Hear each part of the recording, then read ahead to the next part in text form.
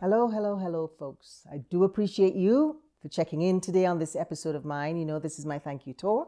As you know, I'm Ozzy Stewart. Very grateful to have you here. Today, I am giving flowers to my dear friend, Jan France. Jan France was born in Chicago to a mother who was an RN, a father who served in World War II, and a grandfather who served in World War I. And Jan France has devoted much of her life to helping others. In 1983, Jan organized the Texas Sesquicentennial wagon train, which covered about 3,000 miles within the state. Later, in 2002, she founded America's Disaster Relief, which provided assistance to various disaster-affected areas across the United States. She opened a thrift shop and later founded a food truck. Despite being diagnosed with kidney disease, Jan continued to volunteer and fundraise for several years. Recently, though, she decided to sell the mobile kitchen and cancel all events this year of 2023. Although she continues again to volunteer and fundraise remotely. Can't keep her down. Jan attended in her early days the New York Institute of Interior Design and Barbizon School of Modeling. She became a Ford agency model, then a showroom and runway model in New York City. She was also an equestrian. She did ranch work, model, ranch work, equestrian. She holds certifications as a certified radio marketing consultant in Dallas, Texas, marketing and promotions event professional, as well as a licensed real estate agent, also in Texas. In the television, radio, film industry, she was radio director of promotions and marketing, design, sales packages and promotions, copywriter, press releases, live remote air personality. And she's a personality.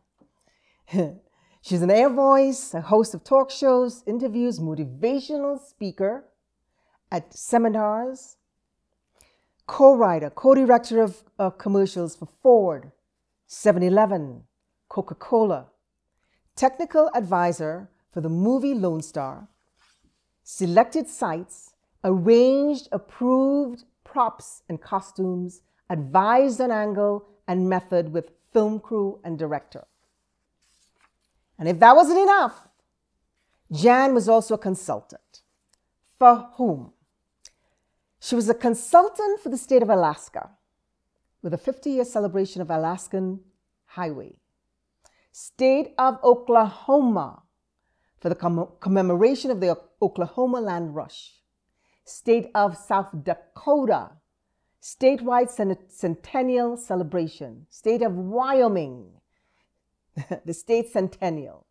Texas Sesquicentennial wagon train, founder, executive director, strategic planner, coordinator of a 3-year plan, fundraiser of $3 million in sponsorships for project funding.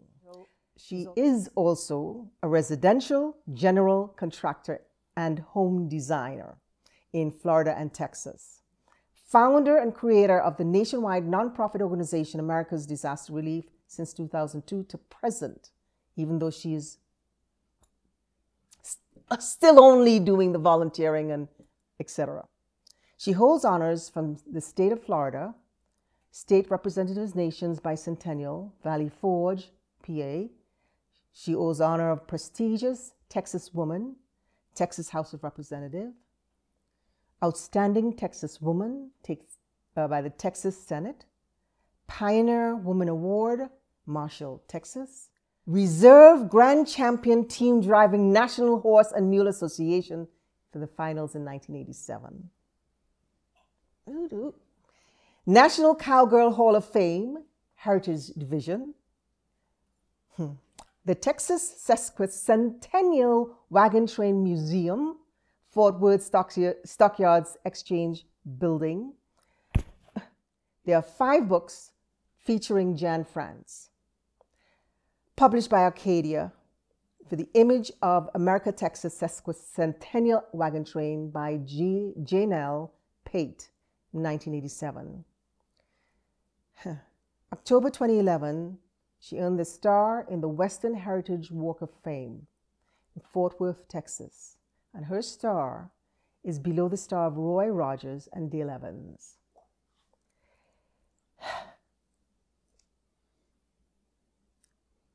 She's won numerous other awards and citations from Oklahoma, Wyoming, South Dakota, Missouri, Florida, and Alaska.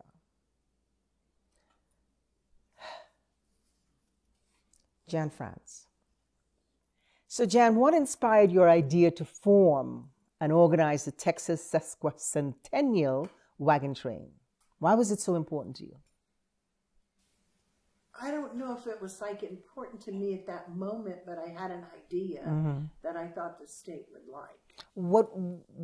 Why at that time that idea? Well, the state was promoting ideas, asking for ideas to promote the state of Texas. Because for the Centennial, everything happened in Dallas. In Texas, as everyone knows, is a rather large state. So people from El Paso were left out, people from Amarillo were left out, because, you know, it's a long drive to Dallas, and a lot of traffic, and parking, and motels, and it was expensive, and people that were in the valley, down by the border, Brownsville area, they couldn't go there. I mean, that's like a whole day trip just to get to Dallas. And so everybody felt left out of the Centennial celebrations. And so the wagon train idea you went through all of these different places? Yes, I had to we had to submit the idea first, right, and then it was approved and sanctioned, and then we had a sanctioning ceremony on the steps, the governor parking place, actually, at the Texas Capitol building, which, by the way, is larger than the one in Washington, D.C. And so we had that big ceremony, and we got our sanction, and then came the fact that we had to raise the money. And because you organized it, etc., you were the one to be involved in all of that? Oh, yes, definitely. How many riders and wagons, you know? Well, 33 wagons made the entire 6-month, 5-day journey. 250 people made the entire 6-month, 5-day journey of 3,228 miles. However, there were over 10,000 people that came and went, some for a day, some for a week, some for a couple of days, some came and went and came back again to complete the journey. It took 6 months and 5 days, 3,228 miles. Okay. As the wife of the wagon master Gary France, and I love Westerns. One of my favorites is Wagon Train. I love that wagon ho, hey ho, and that's how Gary always let it off. And you were the one riding in the first car, wagon, right? I wasn't riding, I was the driver. Driving your mules. I drove my mules, yes. From what you said, Belgian mules. They were Belgian mules, 17 hands, 1,700 pounds. They were the largest mules in the mule team in the state of Texas. And that is documented. Okay. So were you the only person also to gain? Because in order to raise the funds, somebody had to raise the funds and you were involved in it. But you had people like Coca-Cola, Wrangler, telephone company, all these. Were you the one, hey, schmo, da-da-da-da-da, blah, blah, blah, this is what's going? Yes, I was fortunate enough. Wrangler was our first sponsor. And what they did is we had different levels of sponsorship that I set up. And Wrangler came in as an exclusive, so Levi couldn't come in. And so they bought the exclusive sponsorship. Then it was at their option whether they wanted to put a wagon in or not. And if they did, with their name on the side, then they had to pay for the wagon and pay for the driver and the team and everything. They had to pick up the expense for all of that. That was not part of our deal. They had to provide their own. Right. Wow. There's a picture of you wearing this particular outfit, which became the standard outfit people knew you by. Describe it for us. It was kind of a fashionista statement. Yes. I really wanted to encourage everyone to drive authentic wagons to start with. And I didn't win out on that overall. A popular opinion was that rubber-tired wagons should be involved. So we had the authentic wagons in the front and the rubber-tired ones in the back because we were supposed to be an exhibit of our Western heritage. We didn't have rubber tires back then. Correct. We were supposed to be a living exhibit of our Western heritage. That didn't include rubber tires. Correct. So I said, okay, so many people wanted to have rubber tires. So you let it slide. Okay, I'll concede to that, but you're on the back half. Correct. The authentic part's going to be in the front. Got it. But with that, the outfits, how did your outfit come about? As I was going around the state, I drove the route personally 3 times before we ever left on the wagon. So because I had to meet with the committees and to set everything up and make sure that the campsites were accessible and there was water and firewood and meals and just all the things that are required. And so when I got to Fort Stockton, I went to the Annie Riggs Museum, which Fort Stockton is a very historic place in Texas. And I saw this riding skirt in there that was Mert's skirt.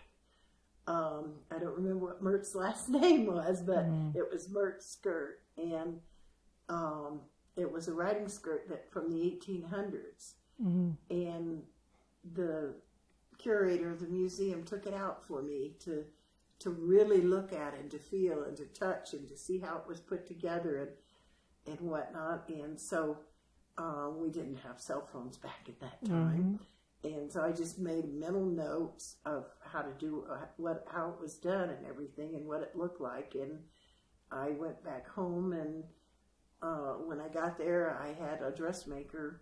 I bought some denim, which hers was more of a canvas, but wasn't accessible to me. Because denim is more breathable anyway. Yeah, and so I got a heavy gauge denim, and she made her one skirt, and we did a fitting, and everything was right about it. And so I had her make 5 of them. So that's what I. But it was a combination of denim and another fabric, wasn't it? Or was it all denim? Mine was all denim. All denim. All denim. Black denim. Got it. Going from that, and it was a big success, right? Of course, you're involved. They sent camera crews from Germany and all over Europe and Japan and England.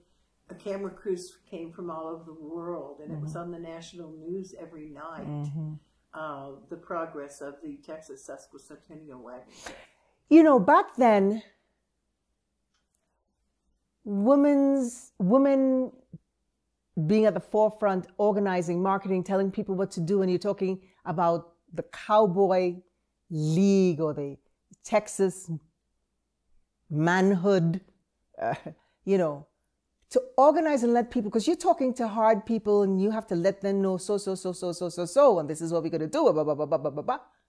You had to be, and you're a 5 foot what? I'm 5'8", or I was at the time. I'm shrinking. But, to be able to handle that kind of thing. I mean, yeah, you're an equestrian, you've done the ranch work and big acreage, 30,000 acres, whatnot. But you're on a wagon train dealing with men. What was the most difficult challenge? The people who wanted to steal my idea from the beginning. Oh. But take credit for it and push me out. That was the most difficult and has been to this day. The men that wanted to push me out because I was a woman. I didn't have a problem on the road or any part on the route. Mm-hmm. I had some Dallas men that thought that they were much more influential and knew more than I did. But you had great people behind you who just backed you up. There was some controversy. Got it. So let's move from that to American Disaster Relief. Why did that come about?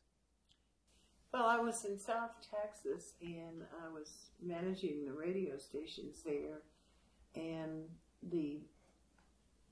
on the 15th of September 2001, the barge hit the bridge and knocked the bridge out, which is the only way to get from the mainland, Port Isabel, and the mainland of Texas, out to South Padre Island. Shut everything down.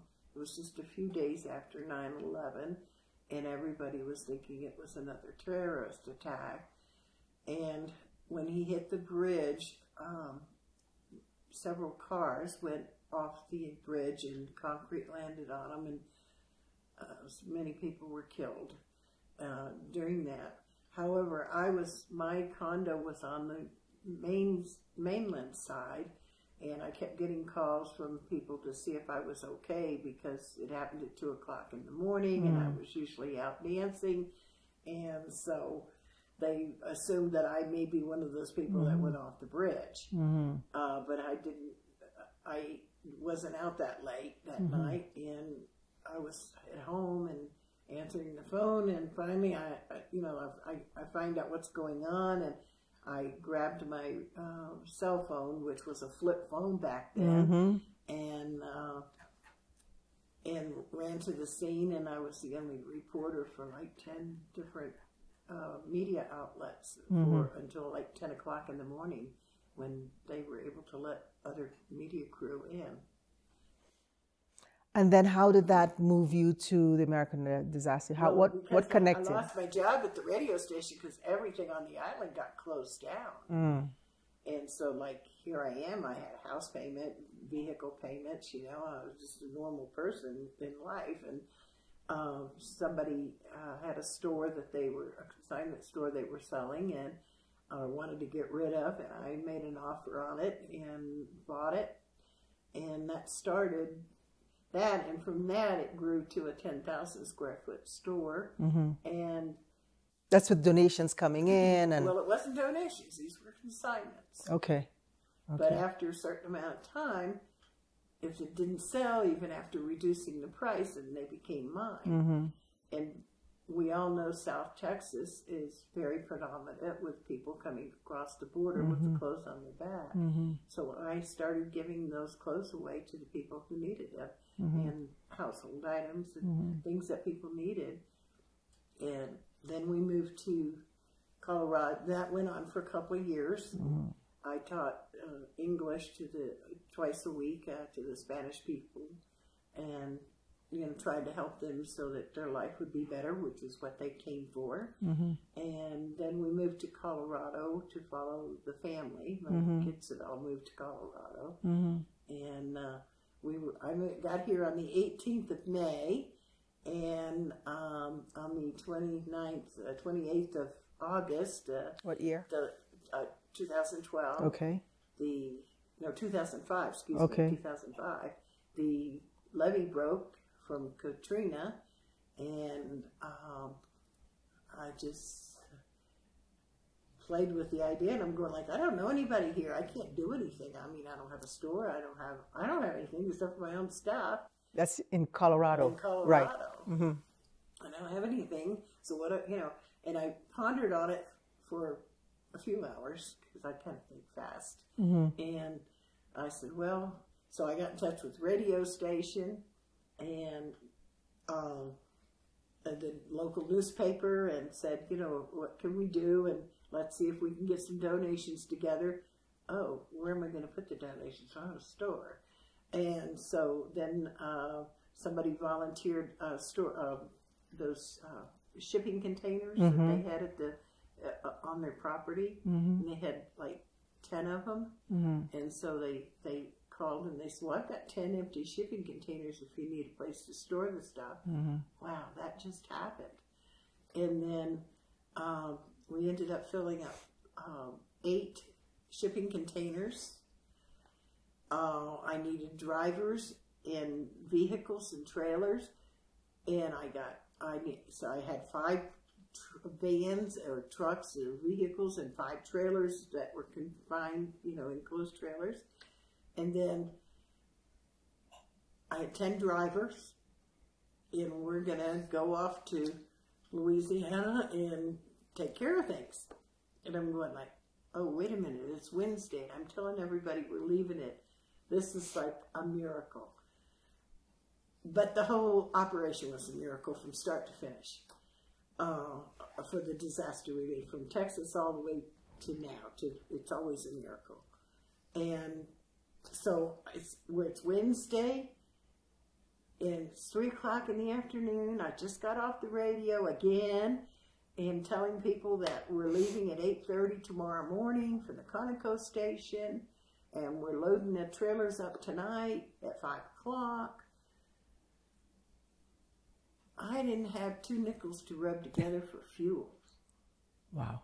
But nobody knew that. I didn't say that. I didn't say that on the radio. Right. It just kind of like a light bulb went on and went, right. Wait, you got 5 vehicles, 5 trailers, 10 people.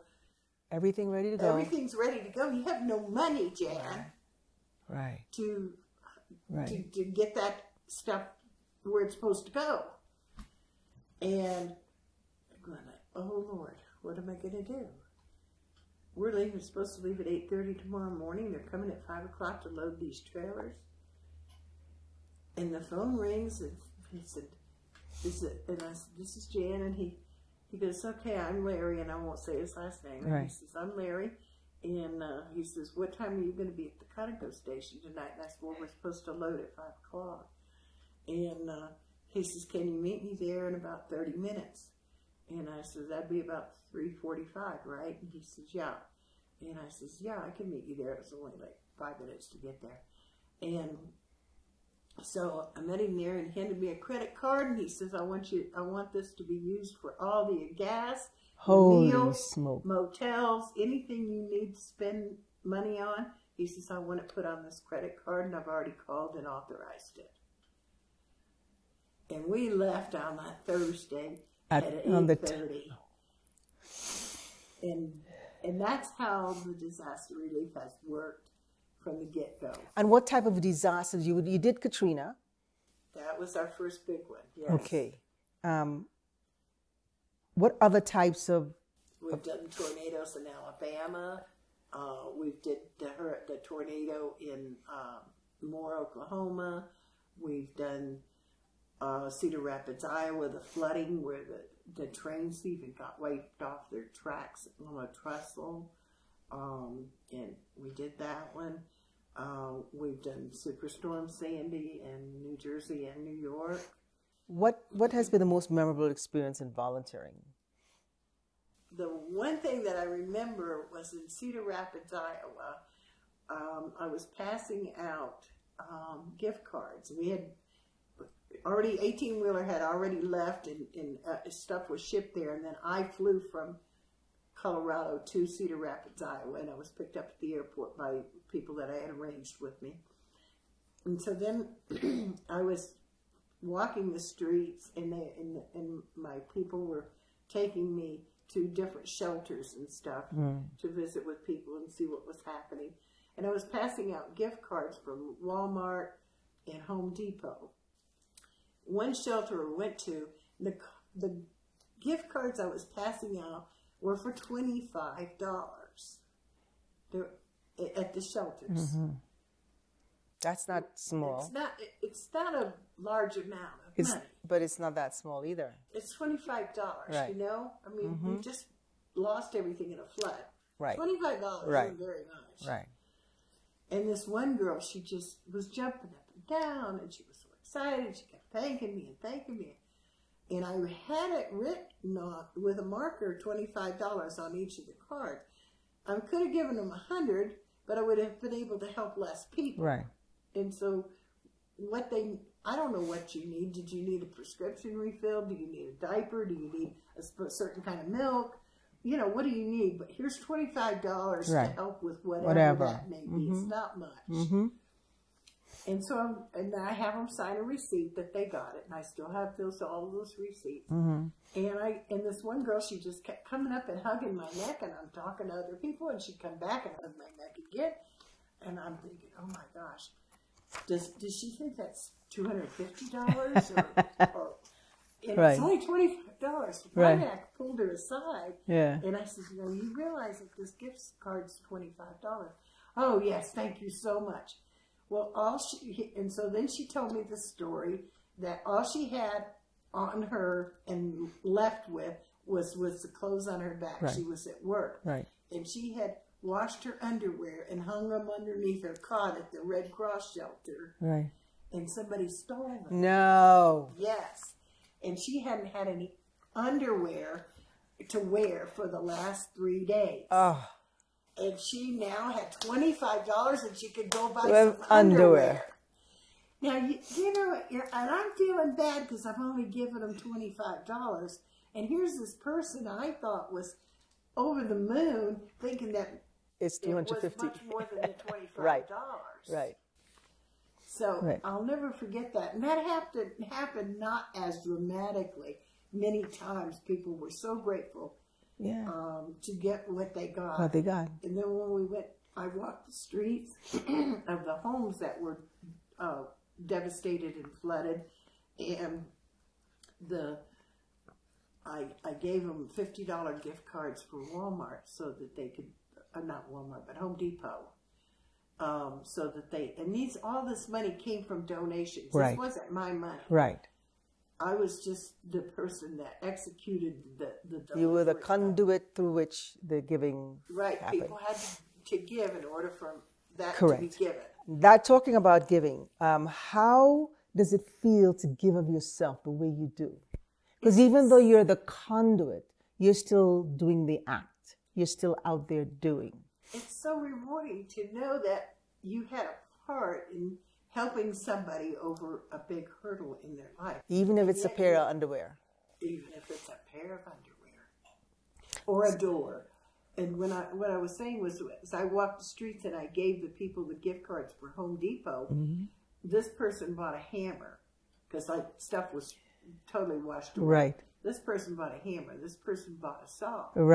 Neighbors were working together in getting some tools together. And then they worked together. Okay, we did this over here, and now all of us that have our own tools will go work on this house over here. And I actually have a testimonial on our website from those people that we gave those cards to, of what they did and how they did it and how meaningful it was. So a lesson that would be important to our audience to learn in the art or the act of giving.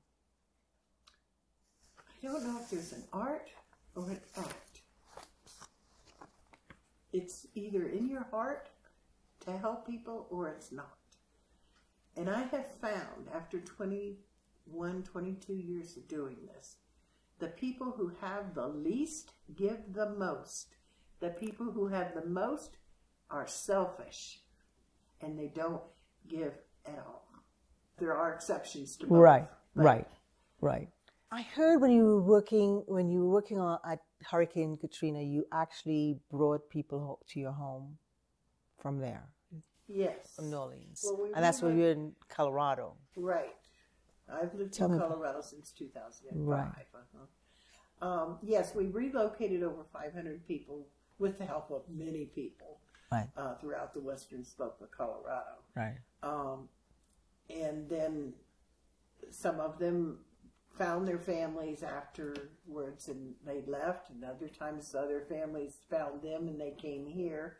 But it was over 500 people, over 100 families that we relocated here. And then some of them are still here.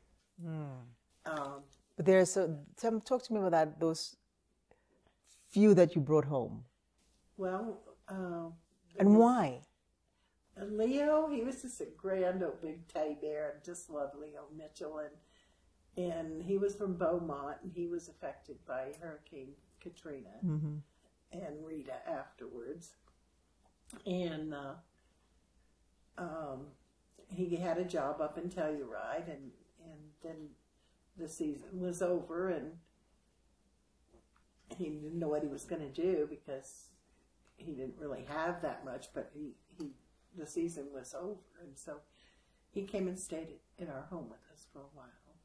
And there was another family that they were getting ready to go back to to Louisiana, and they had vehicle problems, and so they came, and it was a family with 3 boys, and they came and stayed at our home for several weeks until we could get them situated. And that family decided that they didn't really want to go back to Louisiana, and it was a lot safer for their children here and for boys to grow up, and so they're still here.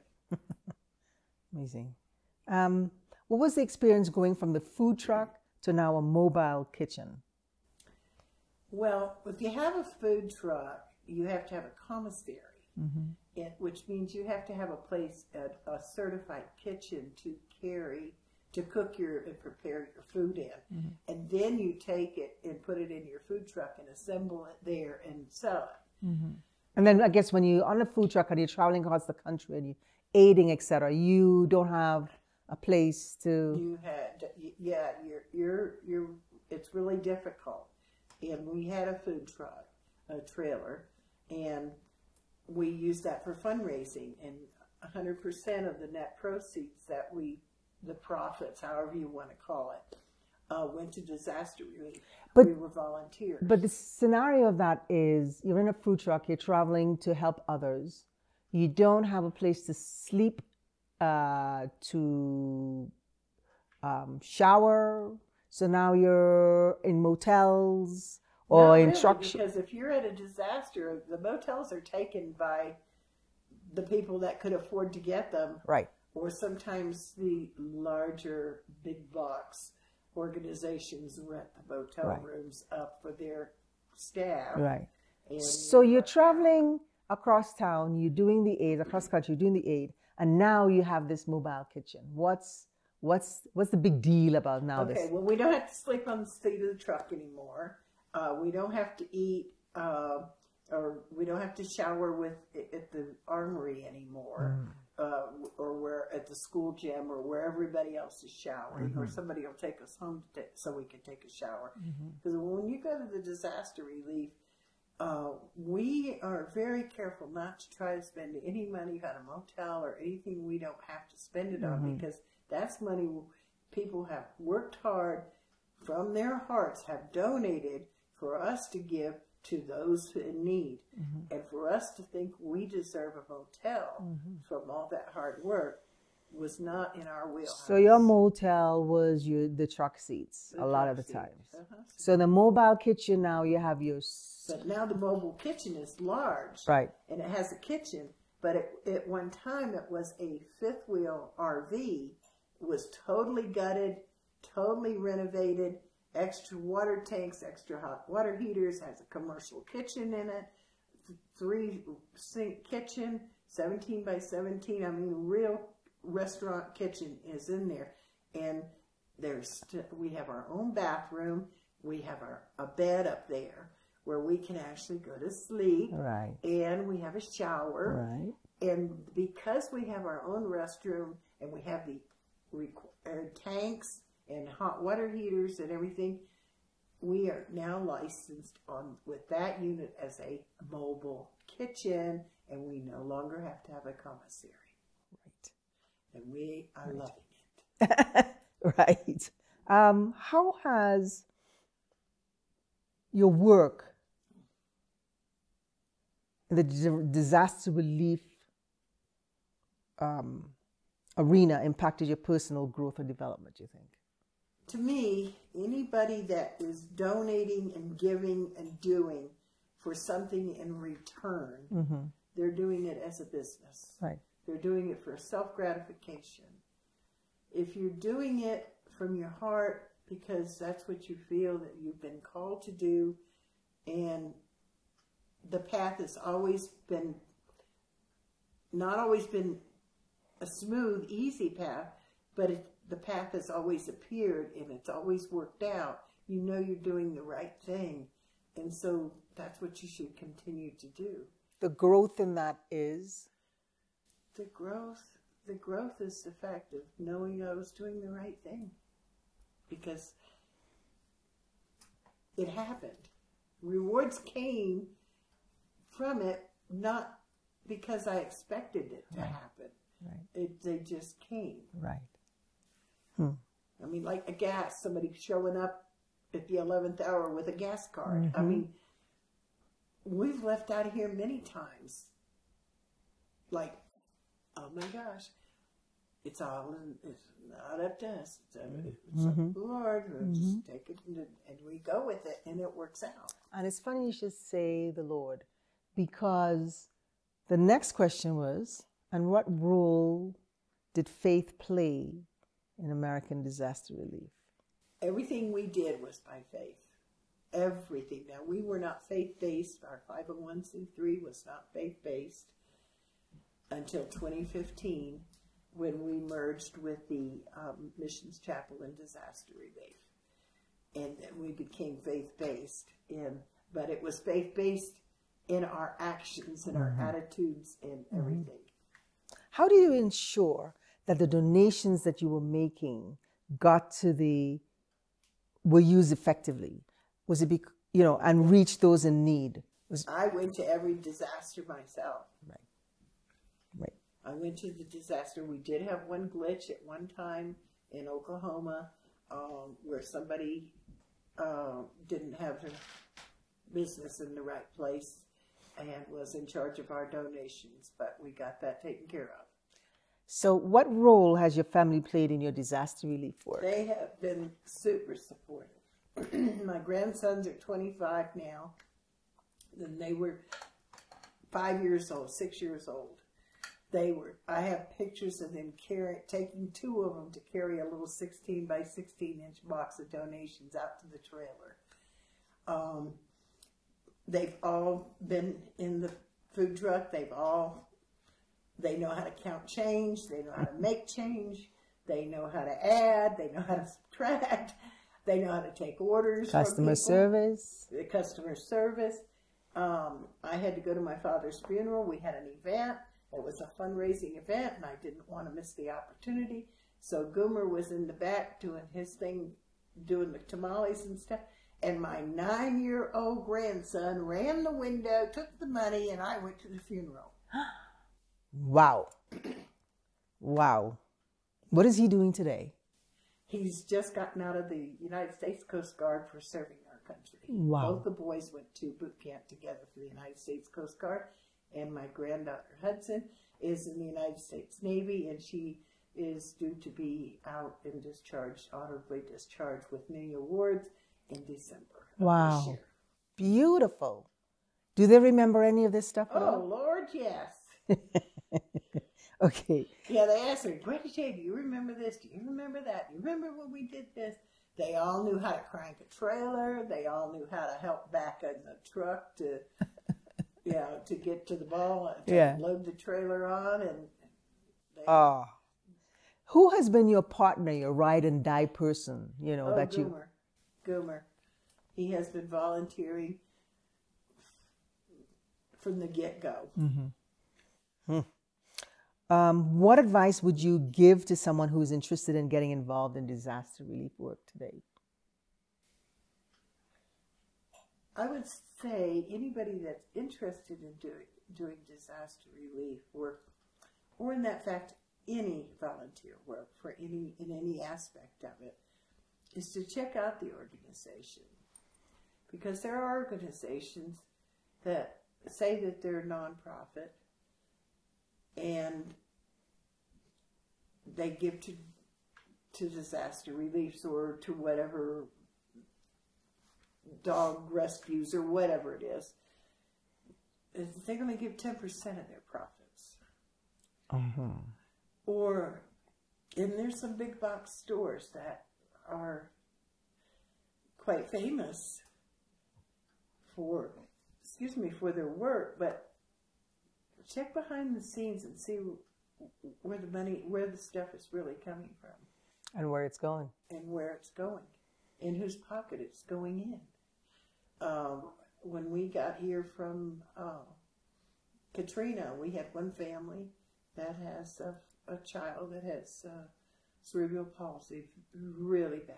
I mean, all the young man could do, he was 6 at the time, as well as eyes. That was it. And we didn't have a washer and dryer. And of course, when you have a disabled person, having a washing machine and a dryer, no matter what age, is quite mandatory. So we went to one of the big box local thrift stores, and the man came out of the store. I drove him over there, but I let him go in and tell his story and see, you know, because we'd given him everything else. They had a housing for 6 months paid. They had cars donated, clothes, household items, food, everything. But they needed this washer and dryer, at least a washer. And he came out, and his tears were just coming down his face. He says, "What is going on?" And he told me that they yelled at him and embarrassed him in the store and told him that they don't give anything away. Well, I marched in the store, and I was like, "Who?" And I asked him who it was, and he told me. And so then I got the manager.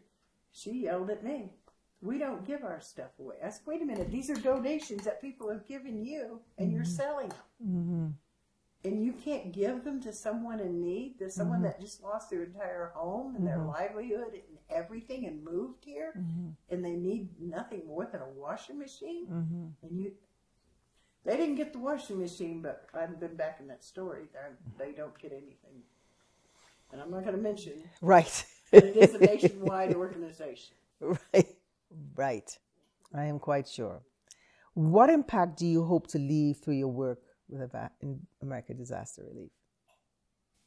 If nothing more, I hope that my children and grandchildren, which I see evidence of, are giving and caring people.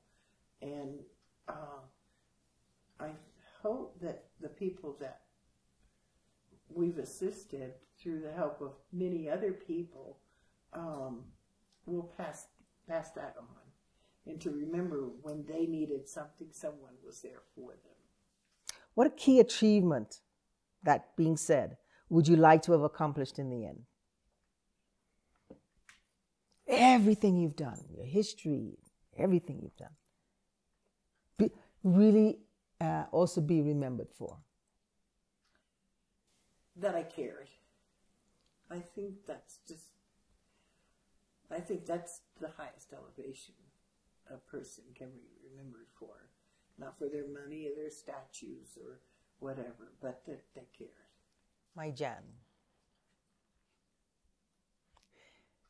You know, thank you for staying in my life, right? That's one. The way we met back in 2012, and I think you in my city in New York, and Superstorm Sandy. You impacted me so greatly there, and since then you have been that one of those voices in my head, in my heart, and this is an absolute pleasure to be able to sit with you in your space in this beautiful log cabin, all the way in Colorado, these beautiful views that, as you said, God made.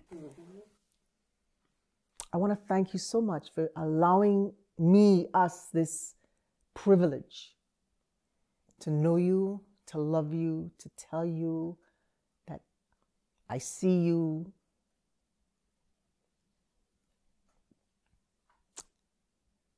that you matter, that I hear you, and for allowing me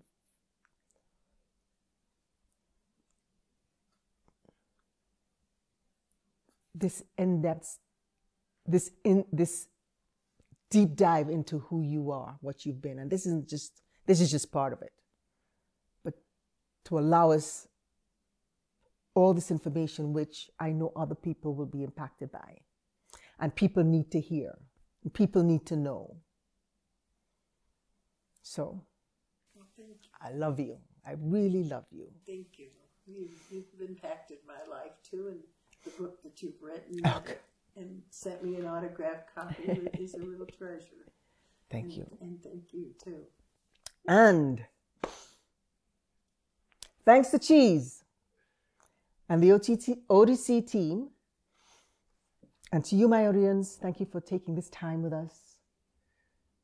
Please care to share, and when you're on your beat, stay on the sunny side of the street safely. Be mask conscious now, because things are happening.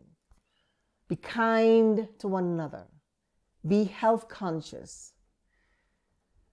And don't forget to give thanks for the little and big gifts as we strive to have a beautiful life. Till the next.